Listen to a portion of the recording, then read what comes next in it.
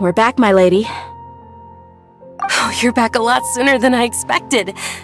You mustn't have run into any trouble then. Well, how did it go? What did you come up with? Actually, we're still investigating. It's just that we've discovered something strange. I see. The clues you found have led you back here, in the city? Something like that, yeah. You all look a little dispirited. Whatever you found must not have been very encouraging after all. Why don't you discuss it with me? Maybe I'll be able to say something to cheer you up? It's okay, my lady. It's not so much about me being upset with my father or anything like that. How should I put this? So something is wrong. Even the Traveler and Paimon have been uncharacteristically quiet. On any other day, Paimon would have already waved to me with a smile and shouted, "Dunyarzad, we're back!" So tell me, what happened? Well? My lady, please prepare yourself for what we're going to tell you next. It concerns the Master. The Master? You mean my father? Okay, I understand. Don't worry about me.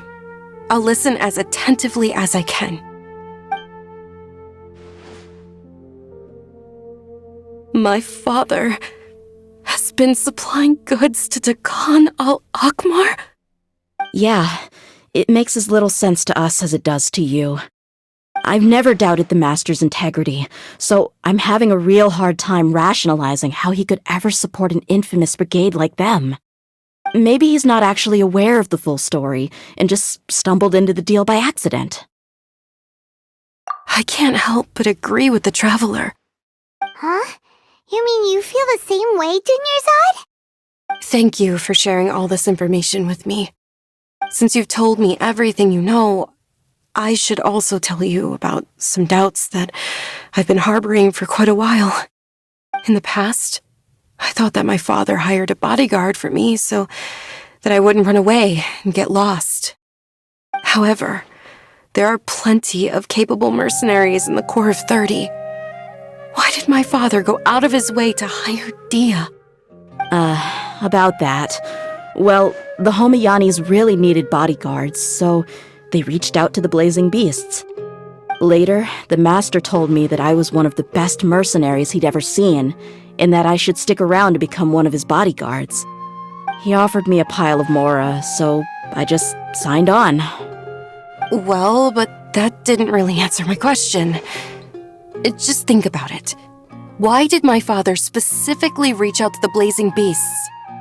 Maybe the Corps of 30 just didn't have anyone available, or maybe someone recommended us. I've never given it too much thought. I think I get what you're saying. You'd think none of this was a coincidence. Precisely. At first glance, nothing seemed strange or out of place.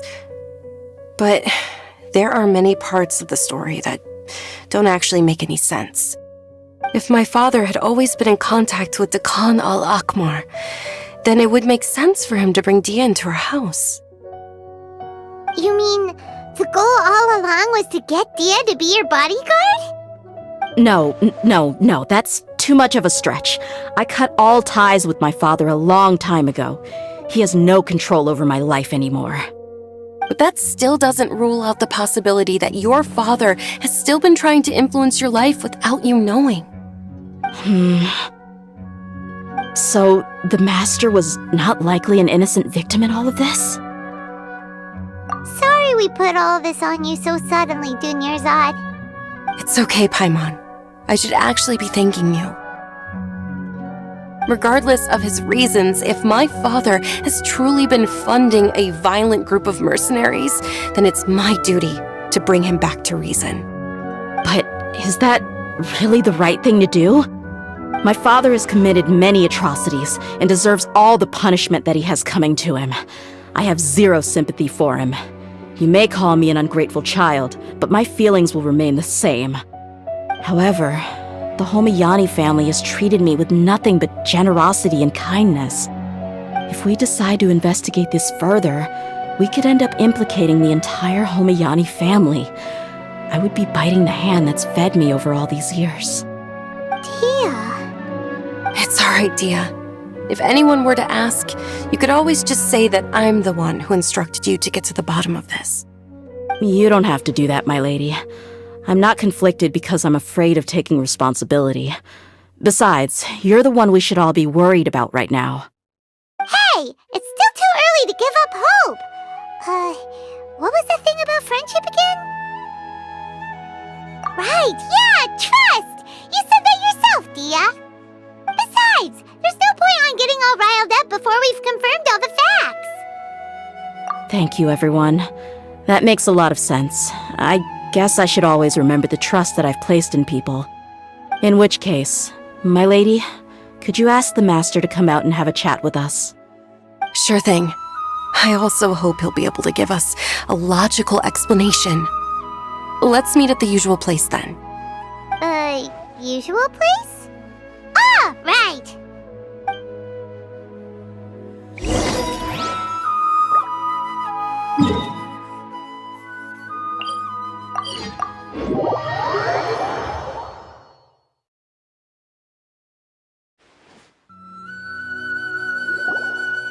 Thank you for coming, sir.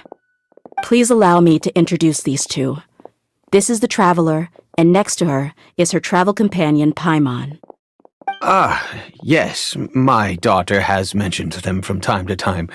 It's a privilege to finally meet them in person. But we may skip all the pleasantries for now. What is the important matter you wish to discuss with me today?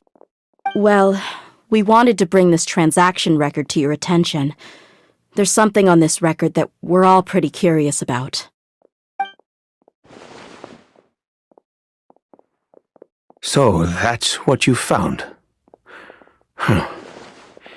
Seems like I can't keep everything from you much longer. If you wouldn't mind, we'd like an explanation. Well, it's a long and difficult story, and to be perfectly honest, I'm not sure if I'm doing the right thing.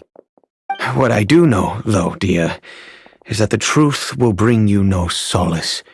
If anything, it will likely cause you a great amount of anguish.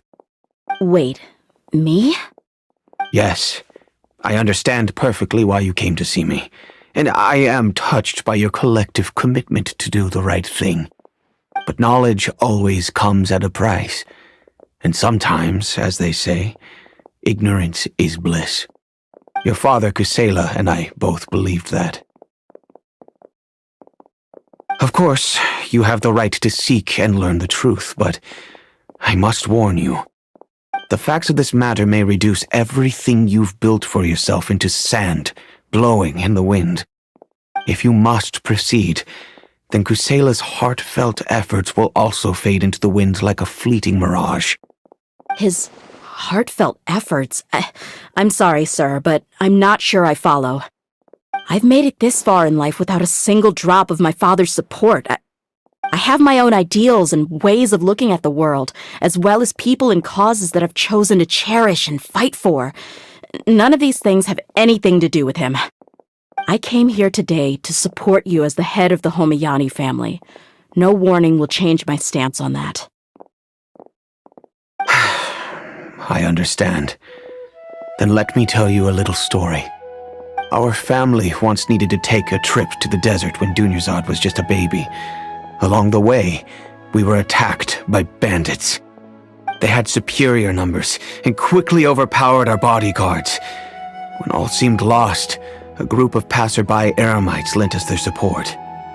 Those Eremites were Kusela's brigade, Dekhan al-Ahmar.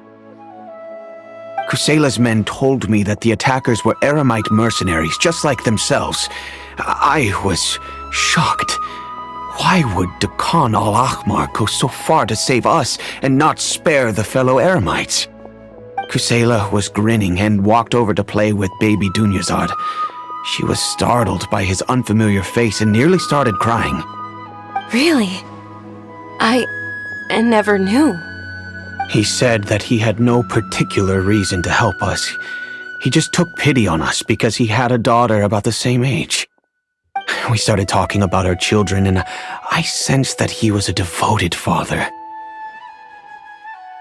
To repay his kindness, I hired his brigade to help out at our estate for a time and offered everyone generous remuneration. So, that's what happened. It was many years before I saw him again. I almost didn't recognize him the next time he came knocking on my door. The man I knew to be strong and healthy had been reduced to a shell of himself. He couldn't even walk anymore without his cane. So, what happened to him? He was perfectly fine when I left the brigade. I'm not too sure myself. The only thing that didn't change was his cheery disposition. He said there was absolutely nothing to worry about and that he had gotten into a fight. That was all. He then suddenly asked me if Dunyarzad, now that she had grown, would need a bodyguard of her own. At the time, Dunyarzad was going through a particularly severe bout of her Elazar. There was no need for her to have a bodyguard when she could barely leave the house. But he kept coming back to the topic. Come on, it never hurts to be safe. How do you know a bodyguard won't come in handy one day? I was completely lost at first, until he recommended the Blazing Beasts, and in particular, a mercenary named Dehya. So he was the one who recommended Dehya to you. Indeed. He didn't say it out loud, but it was clear that he saw Deshret's relics as an evil group who would eventually corrupt every member in their ranks. He was already beyond redemption, but he hoped that he would be able to detach his daughter from the vicious world of mercenary life. If Dehya could stay in my house and keep working as a bodyguard, then gradually her affinity for the desert would decrease, and she'd be able to leave her previous life behind. And that's why you offered her such generous compensation? Yes, but not just because of that. From the moment that he asked me for that favor, I also began to see Dehya as my own daughter. And that's also why I tried to persuade you to stay when you asked for permission to leave. I was willing to spend however much it took. Kusela saved my daughter and I all those years ago in the desert. I could never refuse him entrusting his daughter to me. He was always like that, acting like he's oh so smart and self-righteous. Kusela said that he'd reimburse me for a portion of Dehya's fees. I refused to take any more from him, but he'd always sent me funds anyway. Eventually, I just accepted them as a token of his gratitude, and that went on for a while until I received another letter from him a few years ago. The letter contained a request to help him buy food, weapons, medicine, and even explosive materials. Wait, isn't that around the time that Dekano Akhmar started becoming more aggressive? That's right. When I started to hear some nasty rumors, I became wary. I wanted to meet him face to face to discuss things. But by then, he was no longer receptive to my requests to talk. If I had to guess, it's probably because he doesn't want to put Dehya at risk. That thought occurred to me as well. I figured that he probably came to me for help because he had nobody else to turn to. After some deliberation, I decided to send him some food and medicine. I turned down all his requests for explosives and weaponry. I am aware that even such a reduced gesture of support could lead to others coming to harm, but I could not simply reject his plea for help. In the end, it probably was the wrong decision. I plugged my ears to the rumors and just chose a solution that made me feel least guilty about myself. If you can, please tell me where he is now. None of the things he's doing right now make any sense if he's just trying to keep me from getting tangled up in his world. If all he wants to do is steer clear of me, then Maybe he shouldn't have brought me into this world in the first place. Oh no, Dehya, please don't feel that way. I'm just angry because I can't wrap my head around any of his actions. Another way? I don't know. I knew him, and he was nothing more than a childish brute. I can't understand what's going through his head. But I guess you do have a point. We haven't uncovered the whole truth yet. We still need to figure out his exact actions and reasoning for these last few years. I'll do my best to help. Of course, anything between the two of you would need to be resolved between you and him alone. I don't know Kusela's exact whereabouts. Outside of supplying his brigade with some goods, I tried my best to avoid getting involved any further with him. However, there's a man on the list named Jawad. He used to be a mercenary in the desert and is now a member of the Corps of 30. He's responsible for supplying weapons and liaising with the Dekhan al-Akhmar's merchant caravan. I think he should know Kusela's whereabouts. I've heard that he likes to have a few drinks alone and enjoy the cool wind at night outside the tavern.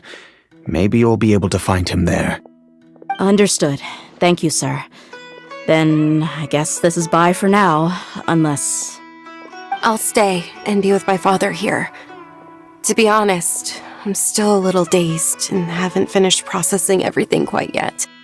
My father has indeed done something wrong, but if I think about it, I'm also not sure if there was a right way to handle this problem. I feel like our only course of action is to turn everything we know over to the Corps of 30 and let them render judgment. Yes. I am prepared to accept whatever verdict they choose. It's time to face my mistakes.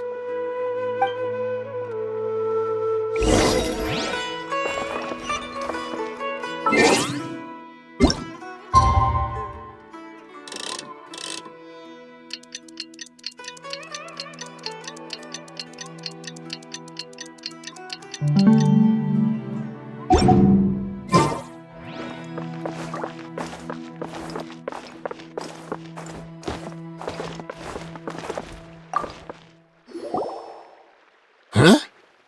Who are you guys? I know what you've been up to. Smuggling weapons to violent brigades in the desert while working for the Corps? Pretty bold, if you ask me. Shh! Keep your voice down. How do you know all that? Come with me. We should take this elsewhere. I'll be happy to talk things over once we're somewhere private.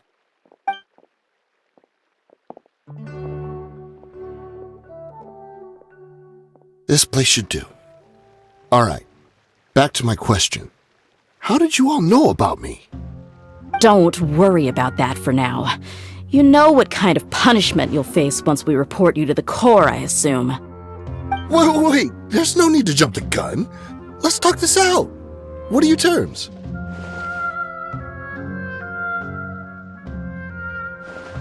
So what's in it for you anyway, Mora?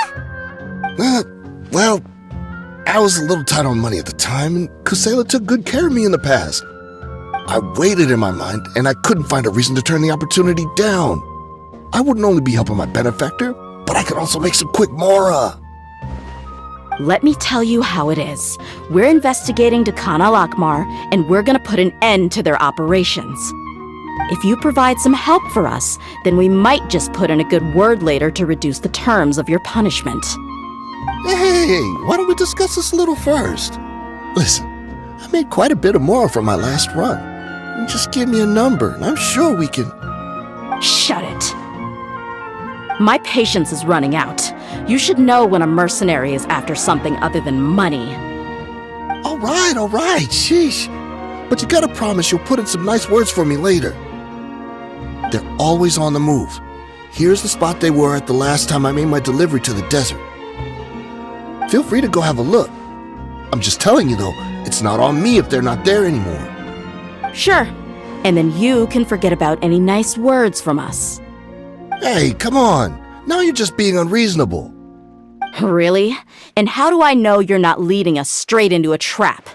Don't forget, you're the one with no bargaining chips. All right, I get it. Why don't you go take a look, and if they're not there anymore, I'll try to figure out something else for y'all. Now that's more like it. Let's move. And as for you, try to stick around the city until we get back. You don't want us to call the folks from the Corps and have them drag you back to the city.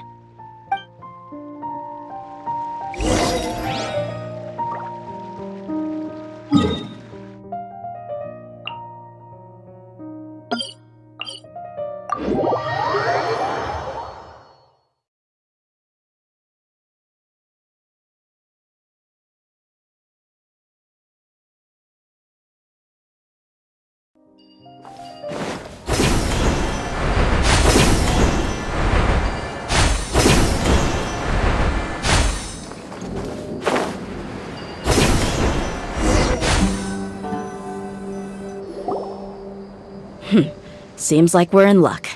That should be their camp right up ahead. Let's go. We'll finally get to the bottom of this ourselves. I'm here to see Kusela. Tell him to get out here. Dehya, why are you here?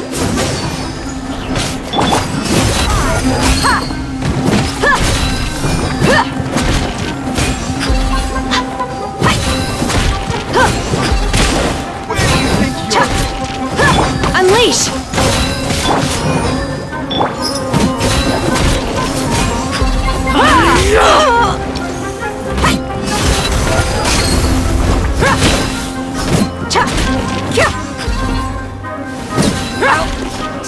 Where do you think you're going? Need take that!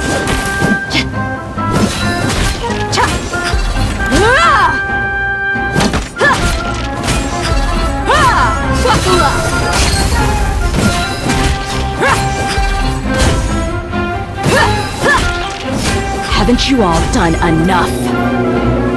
Oh, so are you also here to stop us? Stay out of this. It's got nothing to do with you. Let's get it on!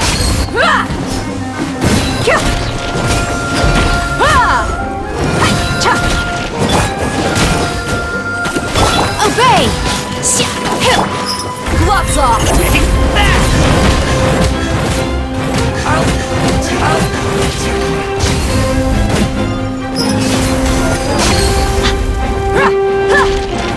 Manifest!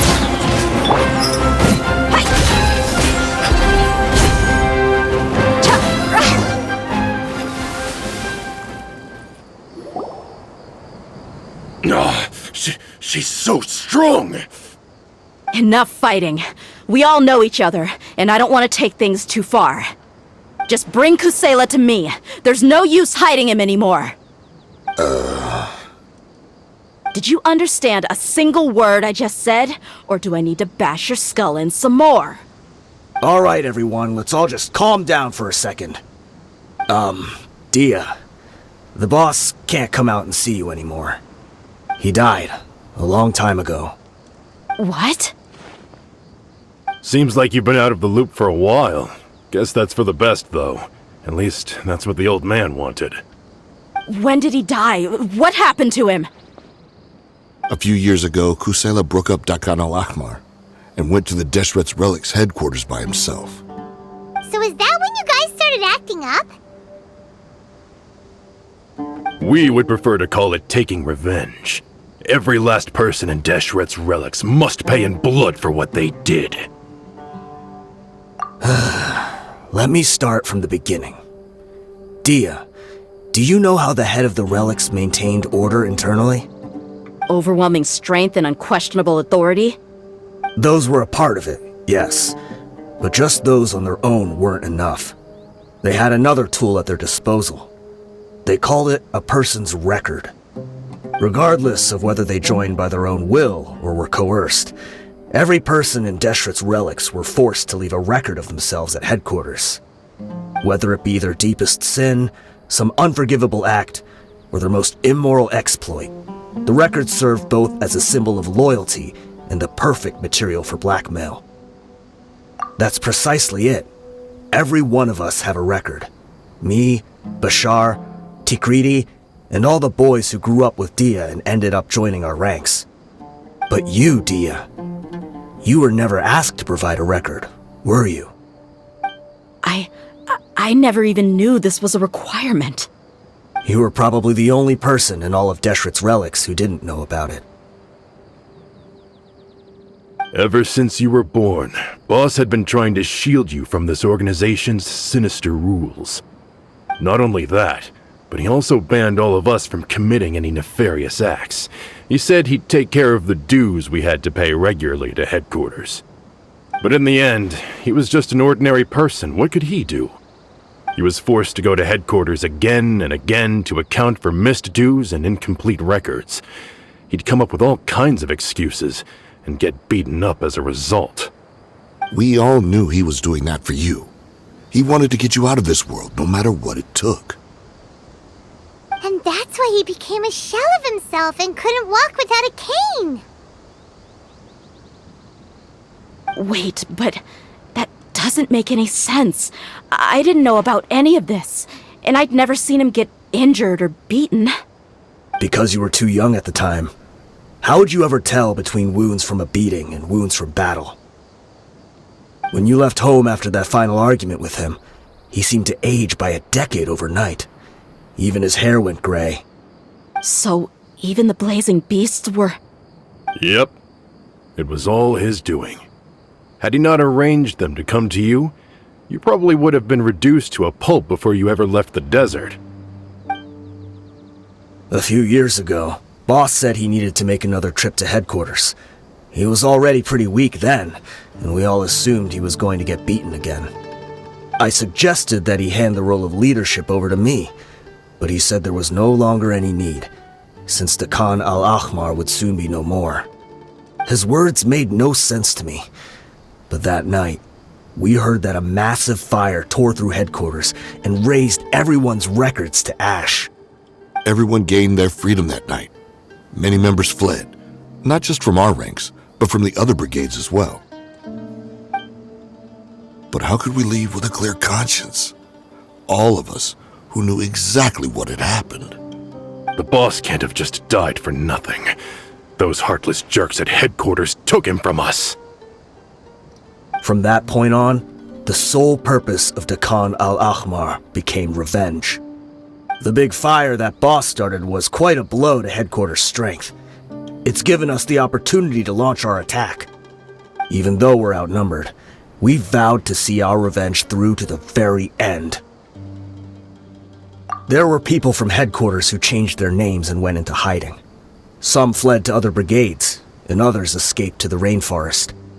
But we won't let any of them escape our wrath. They'll all pay for what they've done. We've suffered plenty of losses as well. To keep going, we need an enormous amount of supplies, from food and medicine to weaponry and explosives. All we can do is exchange our loot from Mora, and then use that to get supplies.